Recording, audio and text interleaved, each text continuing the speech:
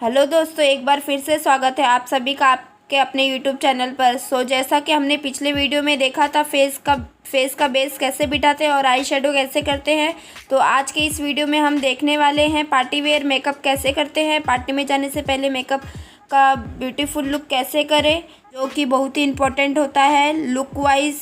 Video के last तक बने रहे, एक भी स्टेप मिस ना करें।